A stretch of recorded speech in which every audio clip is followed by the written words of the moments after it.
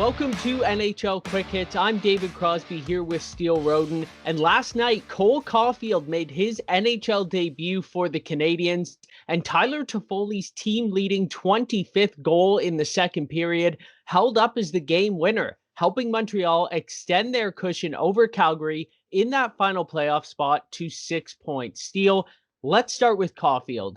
What were your first impressions of him, and did you see enough for him to warrant staying in that lineup long term? Yeah, I thought he had a great NHL debut. And, when you come into your first NHL game, sometimes you don't really expect to be playing on the first line. But Cole Caufield just got tossed right in there with Philip Deneau and Thomas Tatar. So what a start for him. But yeah, I thought he had a great game, even from the first shift.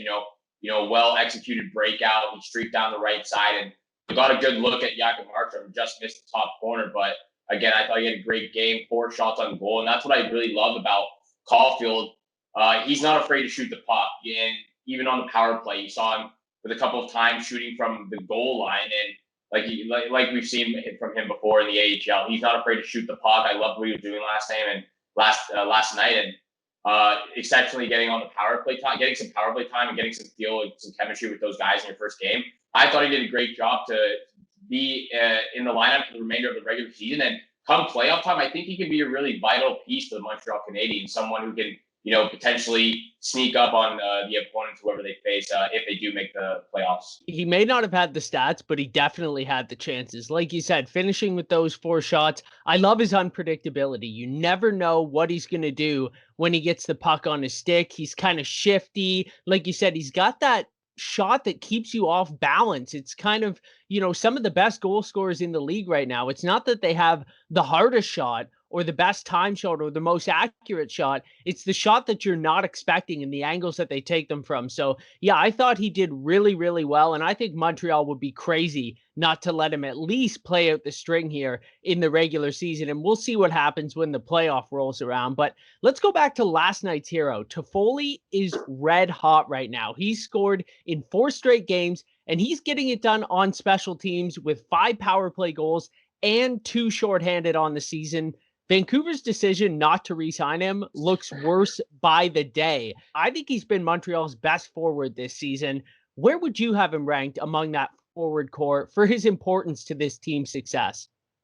As of right now, I have to agree with you. I think he's the most important player, and that's the big reason why Montreal brought him to Montreal and signed him for 4 years, $17 million. He's got 25 goals, 36 points on the season, and that's exactly what they needed. They needed a big, strong goal scorer who could take over games and make those game-defining plays, like you mentioned with that game winner last night, and how great he's been on the power play for them.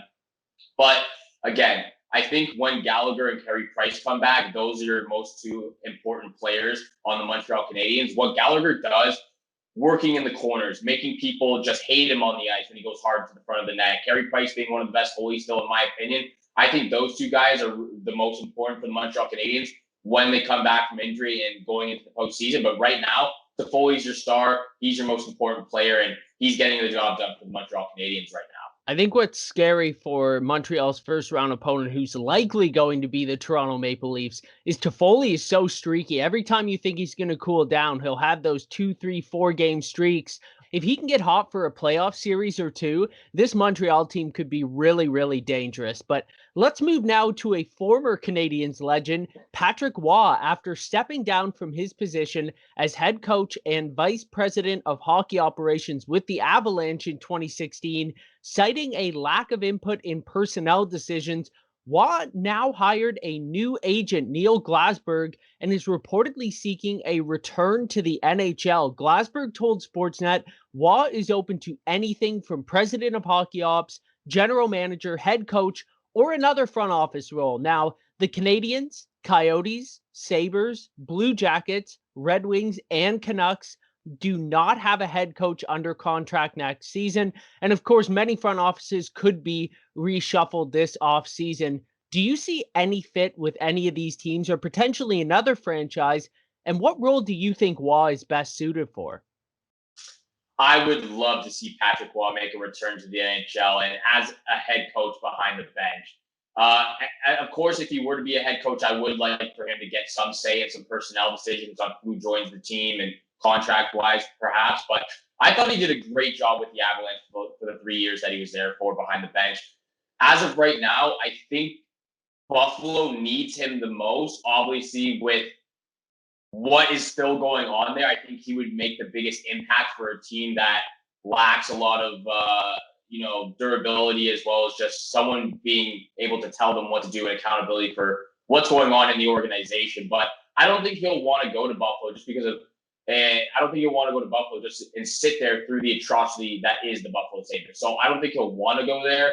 I am looking towards the Montreal Canadiens and the Detroit Red Wings. I think if he were to go back to the Montreal Canadiens with all the history that he has there as a player and one of the legends that you mentioned he was for the Montreal Canadiens, I think he'd do a great job behind the bench for the Canadiens if he were to sign there next year. But I think Stevie Yzerman were to land Patrick Roy behind the bench for this young, exciting Detroit Red Wings team, I think that could be deadly, and the Detroit Red Wings could make a big turnaround in the next few years if they were to sign Roy as a head coach. Yeah, it's interesting to me that he's considering another coaching role because, like you said, he was great in Colorado. He did win the Jack Adams in his first season there. He's continued coaching in Quebec since his NHL exit.